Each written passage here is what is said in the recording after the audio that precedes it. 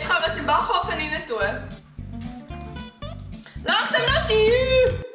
Du vorsichtig, vorsichtig! Was?